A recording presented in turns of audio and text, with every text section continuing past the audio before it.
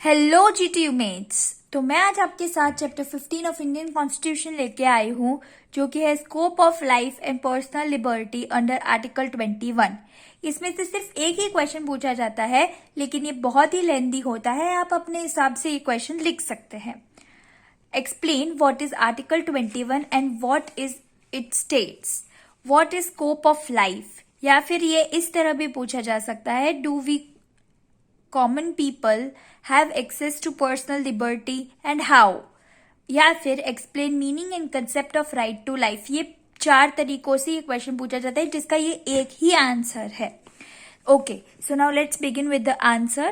It ensures, what it means is Article 21. Article 21 ensures every person right to life and personal liberty.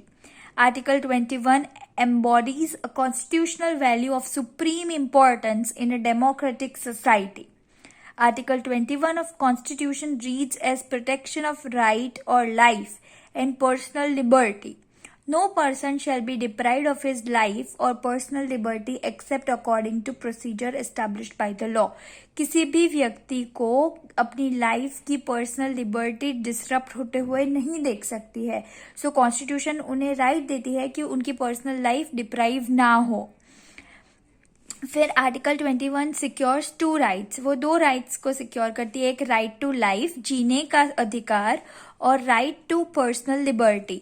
It is even applied to foreigners but does not entitle a foreigner the right to reside and settle in India according to Article 19(1)(e।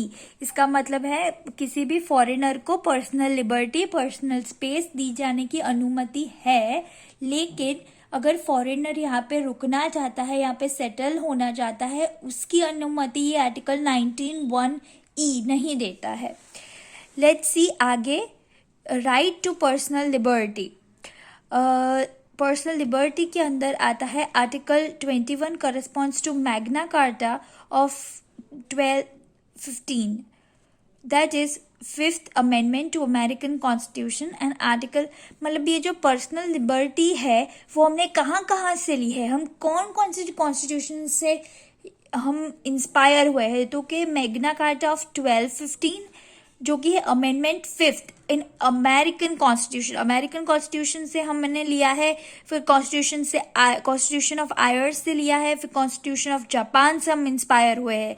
ये तीनों constitution personal liberty की तरफ point out करता है।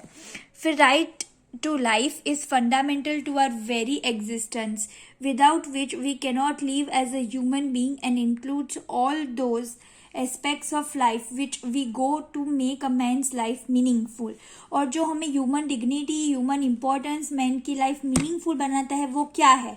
Right to live with human dignity, अपनी dignity के साथ जीना है।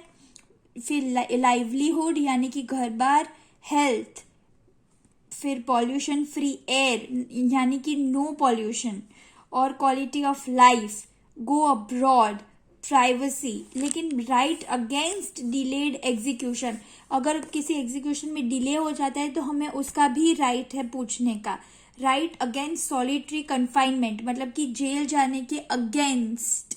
फिर right to shelter, right against custodial death मतलब अगर कस्टडी में जब हम किसी इनोसेंट को जेल में रखते हैं थोड़े दिन के लिए, तो उन पे हम टॉर्चर नहीं कर सकते, मीन्स हमें उन्हें फिजिकली मार नहीं सकते, या फिर इमोशनली हम उन्हें कह नहीं सकते कि आप एक्सेप्ट कर लो कि आपने यही किया है, आपने यही किया है।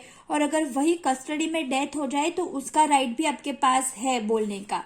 Right against public hanging which is not allowed. Thank you guys. और मेरे डिस्क्रिप्शन में नीचे टेक्निकल पब्लिकेशन की बुक दी हुई है, अगर आपको ये पॉइंट्स पसंद नहीं आते हैं आप उसमें से भी पॉइंट्स देख के लिख सकते हो। और मेरी ये नोट्स की जो कॉपी है वो भी नीचे डिस्क्रिप्शन में लिखी हुई है। आई होप ये वीडियो आपको हेल्पफुल रहा हो। Just share it and let other people see this video, help them also and your classmates. Bye bye.